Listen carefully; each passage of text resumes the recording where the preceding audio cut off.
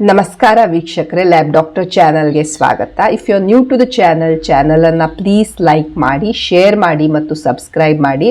Because ಈ channel ಮೂಲಕ ನಾವು ನಿಮಗೆ ಹೆಲ್ತ್ ರಿಲೇಟೆಡ್ ಇನ್ಫಾರ್ಮೇಷನನ್ನು ಕೊಡ್ತಾ ಇರ್ತೇವೆ. ಕೆಲವೊಂದು ಸಲ ನನಗೆ ಈ ಕ್ವೆಶನ್ ಬರ್ತಾ ಇರುತ್ತೆ, ಮೇಡಮ್ ನನ್ನ ವಯಸ್ಸು 28-30, ನನ್ನ AMH ತುಂಬ ಕಡಿಮೆ ಇದೆ, ನಾನು ನ್ಯಾಚುರಲಿ ಕನ್ಸೀವ್ ಮಾಡ್ಬೋದಾ, ನನಗೆ ನ್ಯಾಚುರಲಿ ಪ್ರೆಗ್ನೆನ್ಸಿ ಆಗತ್ತಾ ಅಂತ.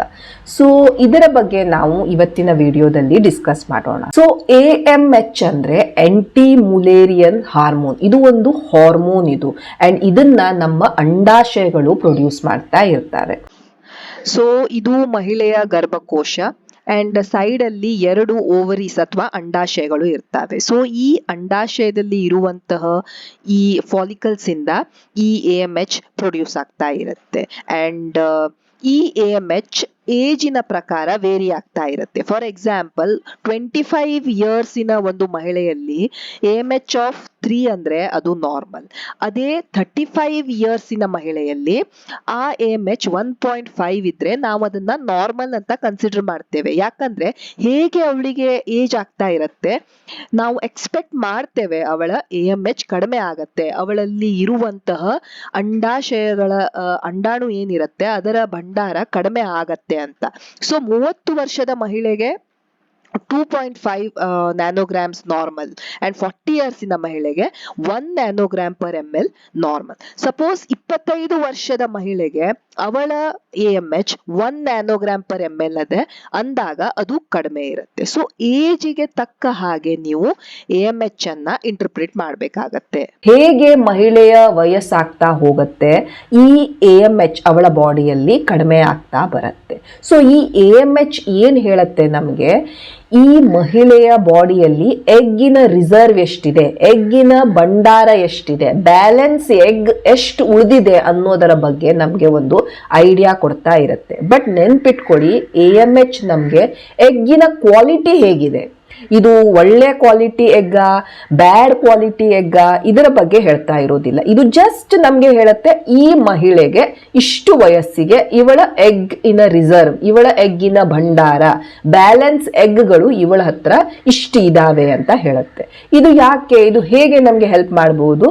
ಸಪೋಸ್ ನಿಮ್ಗೆ 20 ವರ್ಷ ಇದೆ ಅಂಡ್ ನಿಮ್ಮ ಎಗ್ಗಿನ ರಿಸರ್ವ್ ತುಂಬಾ ಕಡಿಮೆ ಇದೆ, ನಿಮ್ಮ ಹತ್ರ ಇರುವಂತಹ ಎಗ್ಸ್ ಏನಿದಾವೆ ಬಹಳ ಕಡಿಮೆ ಇದೆ ಇದ್ದಾಗ ನಮ್ಗೆ ಒಂದು ಸಂಕೇತ ಇದು, ನೀವು ಬೇಗ ಮಕ್ಕಳನ್ನ ಮಾಡ್ಕೊಳ್ಬೇಕು. ಯಾಕಂದ್ರೆ ಹೇಗೆ ನಿಮ್ಮ ಏಜ್ ಆಗ್ತಾ ಹೋಗುತ್ತೆ ಈ ಏನ್ ಉಳ್ಕೊಂಡಿದಾವೆ ಇದು ಕಡಿಮೆ ಆಗ್ತವೆ. ಎಗ್ಸ್ ಕಡಿಮೆ ಆಗ್ಬಿಟ್ಟಾಗ ನಮ್ಗೆ ಮಗು ಮಾಡ್ಕೊಳ್ಲಿಕ್ಕೆ ಪ್ರಾಬ್ಲಮ್ ಆಗ್ತಾ ಇರ್ಬೋದು. ಸೊ ಒಂದು ಅರ್ಜೆನ್ಸಿ, ಮುಂದೆ ನಿಮ್ಗೆ ಬೇಗ ರಿಕ್ವೈರ್ಮೆಂಟ್ ಇದೆ ಅನ್ನೋದರ ಬಗ್ಗೆ ಇದು ತಿಳಿಸ್ಕೊಡ್ತಾ ಇರುತ್ತೆ.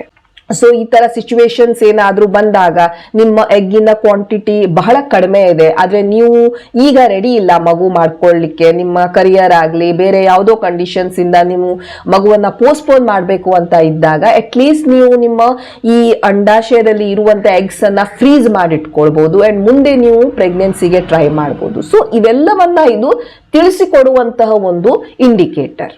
ಈಗ ಕೆಲವೊಬ್ಬರಿಗೆ ಈ ಇನ್ಫರ್ಟಿಲಿಟಿ ಟ್ರೀಟ್ಮೆಂಟ್, ಮಕ್ಕಳಾಗದೇ ಇದ್ದಾಗ ನಾವು ಈ ಟ್ರೀಟ್ಮೆಂಟ್ ಮಾಡ್ತಾ ಇರಬೇಕಾದ್ರೆ ಈ AMH ಲೆವೆಲ್ ಅನ್ನ ಅಸೆಸ್ ಮಾಡ್ತೇವೆ. ಇವರು ಟ್ರೀಟ್ಮೆಂಟಿಗೆ ರಿಸ್ಪಾಂಡ್ ಮಾಡಬಹುದಾ, ಟ್ರೀಟ್ಮೆಂಟಿಗೆ ರಿಸ್ಪಾಂಡ್ ಮಾಡದೇ ಇರಬಹುದಾ, ಇದನ್ನ ಸಹ ನಾವು AMH ಇಂದ ಪತ್ತೆ ಹಚ್ಚಬಹುದು. ಬರ್ತಾ ಇದ್ದ ಹಾಗೆ AMH ನ ಲೆವೆಲ್ ಕಡಿಮೆ ಆಗ್ತಾ ಬರುತ್ತೆ. ಸೊ ಈ ಮೆನೋಪಾಸಲ್ ವಿಮೆನ್ ನಲ್ಲಿ AMH ನ ಲೆವೆಲ್ ಕಡಿಮೆ ಇರುತ್ತೆ. ಕೆಲವೊಂದು ಅಂಡಾಶಯದ ಟ್ಯೂಮರ್ಸ್ ಅಥವಾ ಕ್ಯಾನ್ಸರ್ಸ್ ಅಲ್ಲಿ ಎಲ್ಲ AMH ನ ಲೆವೆಲ್ ವೇರಿ ಆಗ್ತಾ ಇರ್ತವೆ. ಇನ್ನು ಈ ಅಸ್ಪಷ್ಟ ಜನನಾಂಗದಲ್ಲಿ ಹುಟ್ಟಿದಂತ ಮಗುವಿಗೆ ನಾವು ಡಿಟರ್ಮಿನ್ ಮಾಡಕ್ಕೆ ಕೆಲವೊಮ್ಮೆ AMH ಅನ್ನ ಮಾಡ್ತಾ ಇರ್ತೇವೆ. ಸೊ ಇವೆಲ್ಲ ಕೆಲವು uses of AMH. But what you have to remember, AMH basically ಒಂದು hormone which tells you that ನಿಮ್ಮ ಬಾಡಿಯಲ್ಲಿ ಎಗ್ಗಿನ ಭಂಡಾರ ಎಷ್ಟಿದೆ ಆರ್ ಎಗ್ಗಿನ ಬ್ಯಾಲೆನ್ಸ್ ಎಷ್ಟಿದೆ. ಬಟ್ ಮೈಂಡ್ ಯು, ಇದು ಎಗ್ಗಿನ ಕ್ವಾಲಿಟಿ ಬಗ್ಗೆ ಏನು ಹೇಳ್ತಾ ಇರೋದಿಲ್ಲ. ಈ ಕನ್ಸೀವ್ ಆಗೋದು ಅಥವಾ ಫರ್ಟಿಲಿಟಿ ಅಥವಾ ಈ ಪ್ರೆಗ್ನೆನ್ಸಿ ಏನಿದೆ ಇದು ಜಸ್ಟ್ ಒಂದು AMH ಮೇಲೆ ಡಿಪೆಂಡ್ ಆಗ್ತಾ ಇರೋದಿಲ್ಲ. ಇದಕ್ಕೆ ಸುಮಾರಷ್ಟು ಫ್ಯಾಕ್ಟರ್ಸ್ ಎಫೆಕ್ಟ್ ಮಾಡ್ತಾ ಇರ್ತವೆ. ನಿಮ್ಮ ಎಗ್ಗಿನ ಕ್ವಾಲಿಟಿ ಹೇಗಿದೆ, ಈ ಶುಕ್ರಾಣುವಿನ ಕ್ವಾಲಿಟಿ ಹೇಗಿದೆ, ನಿಮ್ಮ ಗರ್ಭಕೋಶ ಅಥವಾ ಎಂಡೋಮೆಟ್ರಿಯಂ ಒಳಗಡೆ ಏನಿದೆ ಅದರ ಬೆಡ್ ಹೇಗಿದೆ. ಸೊ ಈ ಥರ ಎಲ್ಲ ಸುಮಾರಷ್ಟು ಫ್ಯಾಕ್ಟರ್ಸ್ ಮೇಲೆ ಈ ಪ್ರೆಗ್ನೆನ್ಸಿ ಡಿಪೆಂಡ್ ಆಗ್ತಾ ಇರುತ್ತೆ. ಜಸ್ಟ್ ಬಿಕಾಸ್ ನಿಮಗೆ AMH ಕಡಿಮೆ ಬಂದಿದೆ ಅಂದ ಮಾತ್ರಕ್ಕೆ ನನಗೆ ಪ್ರೆಗ್ನೆಂಟ್ ಆಗಕ್ಕೆ ಆಗೋದಿಲ್ಲ ಅಂತ ಏನು ನೆಸೆಸಿಟಿ ಇಲ್ಲ. ನಿಮ್ಮ AMH ಲೋ ಇರ್ಬೋದು, ಬಟ್ ನಿಮಗೆ ಏನು ಎಗ್ ನೀವು ಪ್ರೊಡ್ಯೂಸ್ ಮಾಡ್ತಾ ಇದ್ದೀರಾ ಅದು ಗುಡ್ ಕ್ವಾಲಿಟಿ ಎಗ್ ಇರ್ಬೋದು. ಒಂದೇ ಒಂದು ಎಗ್ ಸಾಕು ಈ ಪ್ರೆಗ್ನೆನ್ಸಿಯನ್ನ ಮಾಡಲಿಕ್ಕೆ. ಸೊ ಆದ್ರಿಂದ even though AMH is low, but if it is a good quality egg, ನೀವು ನ್ಯಾಚುರಲಿ ಸಹ ಕನ್ಸೀವ್ ಆಗ್ಬೋದು. ಬಟ್ ನೀವು ಏನು ನೆನ್ಪಿಟ್ಕೊಳ್ಬೇಕು, ನೀವು ಯಂಗ್ ಇದ್ದೀರಾ, ಅರೌಂಡ್ 20s ಅಲ್ಲಿ 30s ಅಲ್ಲಿ ಇದ್ದೀರಾ, ನಿಮ್ಮ AMH ಕಡಿಮೆ ಬಂದಿದೆ, ನೀವು ಟ್ರೈ ಮಾಡಬೇಕು. ಆದಷ್ಟು ಬೇಗ ನೀವು ಮಗುವನ್ನ ಮಾಡ್ಕೊಳ್ಳಿಕ್ಕೆ ಟ್ರೈ ಮಾಡಬೇಕು. ಅದು ಒಂದು ಅರ್ಜೆನ್ಸಿಯನ್ನ ಹೇಳುತ್ತೆ. ನಿಮ್ಮ ರಿಸರ್ವ್ ಕಡಿಮೆ ಇದೆ ಅನ್ನೋದು ನಿಮಗೆ ಗೊತ್ತಾಗಿರುತ್ತೆ. ಸೊ ನೀವು ಮತ್ತೆ ಈ ಮಗು ಮಾಡ್ಕೊಳ್ಳೋದನ್ನ ಪೋಸ್ಟ್ಪೋನ್ ಮಾಡಲಿಕ್ಕೆ ಹೋಗಬಾರ್ದು. ಪೋಸ್ಟ್ಪೋನ್ ಮಾಡಲೇಬೇಕು ಅಂದಾಗ ಎಗ್ ಫ್ರೀಸಿಂಗ್ ಎಕ್ಸೆಟ್ರಾ ಇಂಥ ಟೆಕ್ನಿಕ್ಸ್ ಅನ್ನ ಕನ್ಸಿಡರ್ ಮಾಡಿ. ಸಪೋಸ್ ನೀವು ಇಲ್ಲ ನಿಮಗೆ ಇವೆಲ್ಲ ನಾವು ಮಾಡ್ಕೊಳ್ಳೋದಿಲ್ಲ ಅಂದ್ರೆ ನೀವು ಮಗುವನ್ನ ಬೇಗ ಮಾಡ್ಕೊಳ್ಳಿಕ್ಕೆ ಟ್ರೈ ಮಾಡಿ. ಬಟ್ ಡೆಫಿನೆಟ್ಲಿ ನೀವು ನ್ಯಾಚುರಲಿ ಸಹ ಕನ್ಸೀವ್ ಆಗ್ಬಹುದು.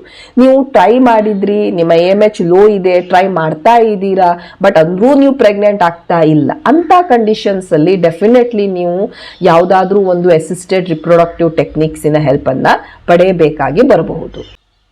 ಅಂಡ್ ಯೂಶುವಲಿ ಈಗ ಸಪೋಸ್ ಮಹಿಳೆಯ ಏಜು 35ಗಿಂತ ಜಾಸ್ತಿ ಇದೆ ಅಂಡ್ AMH ಕಡಿಮೆ ಸಹ ಬಂದಿದೆ ಅಂದಾಗ ಡಾಕ್ಟರ್ಸ್ ಇನ್ ದ ಫಸ್ಟ್ ಆಪ್ಷನ್ನೇ ಅವರು ಈ ಆರ್ಟಿಫಿಷಿಯಲ್ ರಿಪ್ರೊಡಕ್ಟಿವ್ ಟೆಕ್ನಿಕ್ಸ್ ಅನ್ನ ಕೊಡ್ತಾ ಇರ್ತಾರೆ, ಸೊ ದಟ್ ಇನ್ನೂ ಈ ಪ್ರೊಸೆಸ್ ಜಾಸ್ತಿ ಡಿಲೇ ಆಗಬಾರ್ದು ಅಂತ. ಸೊ ನಿಮ್ಮ ಪ್ರಶ್ನೆಗೆ ಇದೇ ಆನ್ಸರ್. AMH ಲೋ ಇದ್ದ ಮಾತ್ರಕ್ಕೆ ನೀವು ಪ್ರೆಗ್ನೆಂಟ್ ಆಗಬಾರ್ದು ಅಂತ ಯಾವ ರೂಲು ಇಲ್ಲ. AMH ಲೋ ಇದ್ರೂ ಸಹ ನೀವು ನ್ಯಾಚುರಲಿ ಕನ್ಸೀವ್ ಆಗ್ಬಹುದು. ಬಟ್ ನೀವು ಈ ಕನ್ಸೀವ್ ಆಗುವಂತ ಪ್ರೊಸೆಸ್ ಅನ್ನ ಮತ್ತೆ ಪೋಸ್ಟ್ಪೋನ್ ಮಾಡಕ್ಕೆ ಹೋಗಬಾರ್ದು, ಯಾಕಂದ್ರೆ ನಿಮ್ಮ ಎಗ್ಗಿನ ರಿಸರ್ವ್ ಕಡಿಮೆ ಇದೆ. ಅಂಡ್ ಸೆಕೆಂಡ್ಲಿ AMH ಬರೀ ಕ್ವಾಂಟಿಟಿ ಎಷ್ಟು ಕಡಿಮೆ ಇದೆ ಅಂತ ಮಾತ್ರ ಹೇಳುತ್ತೆ ಹೊರತು ಎಗ್ಗಿನ ಕ್ವಾಲಿಟಿ ಬಗ್ಗೆ ಏನು ಹೇಳೋದಿಲ್ಲ. ಫಾರ್ ಎಕ್ಸಾಂಪಲ್, ಈ ಪಾಲಿಸಿಸ್ಟಿಕ್ ಓವೇರಿಯನ್ ಸಿಂಡ್ರೋಮ್ ಅಲ್ಲಿ ಈ ಅಂಡಾಶಯದ ಮೇಲೆ ಇರುವಂತಹ ನೀರುಗುಳ್ಳೆಗಳೇನು ತುಂಬಿಕೊಂಡಿರ್ತವೆ ಅಂತ ಕಂಡೀಷನ್ಸ್ ಅಲ್ಲೆಲ್ಲ AMH ಹೆಚ್ಚಿದೆ, ಸೊ ಅದರಿಂದ ಅವರು ಬೇಗ ಕನ್ಸೀವ್ ಆಗ್ತಾರೆ ಅಂತ. ಅವರು ಬೇಗ ಕನ್ಸೀವ್ ಆಗ್ತಾ ಇರೋದಿಲ್ಲ, ಅವರಿಗೆ ಪ್ರೆಗ್ನೆನ್ಸಿ ಆಗಕ್ಕೆ ಸ್ವಲ್ಪ ಕಷ್ಟ ಆಗ್ತಾನೆ ಇರುತ್ತೆ. ಸೊ AMH ನ ಲೆವೆಲ್ ಜಸ್ಟ್ ಅದು ಒಂದೇ ಡಿಟರ್ಮಿನ್ ಮಾಡೋದಿಲ್ಲ ನಿಮ್ಮ ಪ್ರೆಗ್ನೆನ್ಸಿಯನ್ನ. Okay, so thank you so much for watching the video. Please like, share and subscribe the channel. Thank you.